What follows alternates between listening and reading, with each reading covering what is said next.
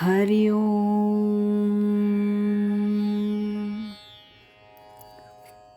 पूजनीय स्वामी भक्त डॉक्टर सुषमाताई वाटवे यांनी लिहिलेल्या स्पर्श परिसाचा या ग्रंथमालिकेतील 3ऱ्या भागाचं वाचन आपण ऐकत आहोत. आज ऐकूया यातील प्रकरण पहिलं, गुरुपूजन साधकांची भावपुष्पांजली. यातील डॉक्टर मधुकर रघुनाथ आपटे यांनी लिहिलेल्या लेखाचा भाग पहिला. माझा पिंड मुळात धार्मिक किंवा आध्यात्मिक स्वरूपाचा नाही. माझे सासू सासरे मात्र देवभक्त असून साधनेत रंगलेले होते. त्यांनी पूजनीय स्वामी माधवनाथांची 1-2 प्रवचनं ऐकली होती आणि ती त्यांना खूप आवडली होती. त्यांनी माझ्या पत्नीला सौ विजयाला स्वामीजींची प्रवचनं जरूर ऐकण्याचा सल्ला दिला. तिला एकटीला प्रवचनाला जायचं नव्हतं, पण माझा कल तिकडे वळत नव्हता. आमचे अनेक वर्षांचे मित्र डॉक्टर अलूरकर 1972-73 पासून स्वामीजींकडे जात असत. ते जेव्हा आमच्याकडे येत तेव्हा स्वामीजींच्या प्रवचनाची खूपच स्तुती करत. तेव्हा सौ विजया त्यांना सांगत असे की तुम्ही कसंही करून डॉक्टर आपटे यांना स्वामीजींकडे न्या, म्हणजे मला पण तिकडं येता येईल. फेब्रुवारी 1978 एका प्रवचनकाराची 2 प्रवचनं ऐकली. त्यानंतर लगेच 50 साधकांसह शिवथर घळीवर 2 दिवस राहण्याचा योग आला. तिथं श्री समर्थांच्या 6x3 फोटोचा अनावरण समारंभ होता. या प्रवासानंतर पुढच्याच आठवड्यात डॉक्टर अलूरकर आमच्याकडे आले आणि त्यांच्याबरोबर आम्ही स्वामीजींच्या दुकानात गेलो. स्वामीजींची सौम्य दृष्टी आणि आश्वासक मुद्रा याचा माझ्यावर खूपच परिणाम झाला. त्या दिवसापासून रोज रात्री त्यांच्या प्रवचनाला आम्ही दोघेही जाऊ लागलो. प्रवचनं लिहून घेऊ लागलो आणि तिथंच आजतागायत स्थिरावलो.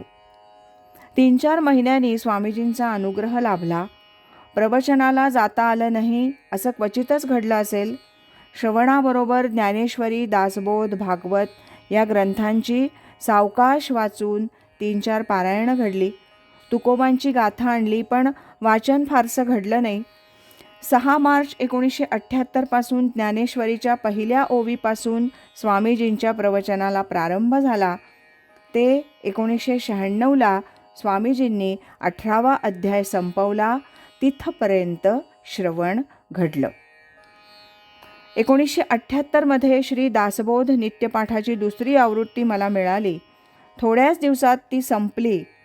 त्या पुस्तकाला खूप मागणी होती, म्हणून 1982च्या मे महिन्यातील उत्सवापर्यंत 3री आवृत्ती छापून घेण्याचं आणि मी व बारामतीचे श्रीयुत विष्णुपंत केळकर यांनी ठरवलं आणि स्वखर्चानं ती छापवून घेतली. त्या वर्षी आम्हा दोघांना 60 वर्ष पूर्ण होत होती. त्यानिमित्तानं नव्या स्वरूपात त्या छोट्याशा ग्रंथाची पुनर्रचना केली. सर्व पुढच्या आवृत्त्या त्याच पद्धतीनं छापल्या जात आहेत. 1981 एप्रिलच्या सुमारास स्वामी स्वरूपानंद ज्ञानेश्वरी मंडळाचे एक प्रमुख कार्यकर्ते श्रीयुत का. सोमण हे आजारी झाले. त्यामुळे मंडळाची आर्थिक जबाबदारी स्वामीजींनी माझ्यावर सोपवली. त्यात मंडळाची वर्गणी गोळा करणं, त्यातून वार्षिक उत्सव करणं, हिशोब ठेवणं, नवीन पुस्तकं प्रकाशित करणं आणि प्रकाशित झालेल्या पुस्तकांच्या विक्रीची जबाबदारी घेणं इत्यादी कामं होती. 1986 नंतर पुस्तकांची जबाबदारी तरुण मंडळींकडे सोपवण्यात आली. वर्गणीची जबाबदारी मी 1990 मार्चपर्यंत सांभाळली. 1982 मेमधील मंडळाच्या वर्धापन दिनानंतर गुरुपौर्णिमेच्या कार्यक्रमाची जबाबदारी स्वामीजींनी माझ्यावर टाकली. तो उत्सव टिळक स्मारक मंदिराच्या हॉलमध्ये मोठ्या प्रमाणावर साजरा झाला. पुढे सर्वच उत्सव अनेक वर्ष तिथेच साजरे होत होते. 1984च्या अखेरीस माया अपार्टमेंट इथं ध्यान मंदिर तयार झालं. स्वामी माधवनाथ बोध प्रसारक मंडळाच्या ट्रस्टची स्थापना झाली आणि तेव्हापासून स्वामी स्वरूपानंद ज्ञानेश्वरी मंडळ आणि स्वामी माधवनाथ बोध प्रसारक मंडळ यांची संयुक्त जबाबदारी ट्रस्टकडे दिली गेली. 17 जुलै 1978 आम्हा दोघांना, मी व सौ विजया यांना अनुग्रह झाला. मग मी नित्य ध्यानाचा प्रयत्न करू लागलो. पण ध्यान नीट जमेना. त्याबाबत स्वामीजींना विचारण्याचं धारिष्ट झालं नाही. म्हणून मी श्रीयुत का. सोमण यांना विचारलं. ते म्हणाले, दर सोमवारी सकाळी 6 ते 7 भागेश्वर निवासामध्ये स्वामीजींबरोबर ध्यानाला येत जा. मी परवानगी काढतो. तेव्हापासून ते फेब्रुवारी 1985पर्यंत मी भागेश्वर निवासात ध्यानाला जात होतो.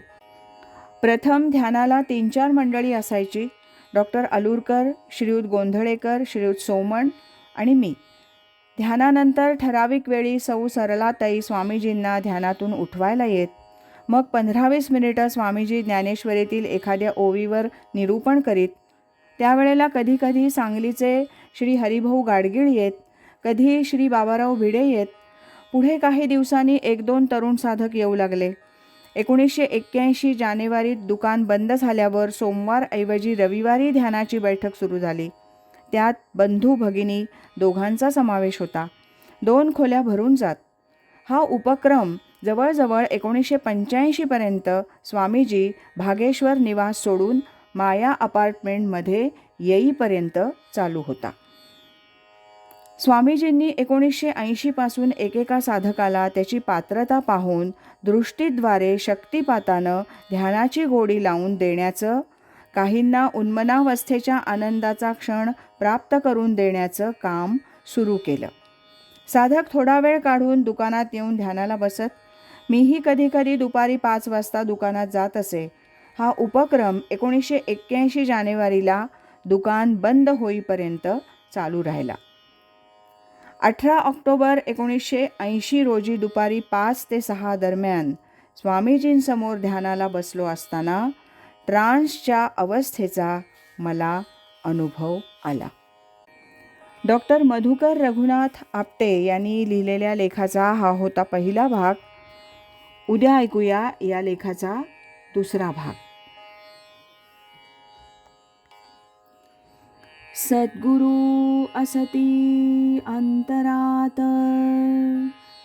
सच्शिष्याते जागवीत. हरि ओम तत्सत.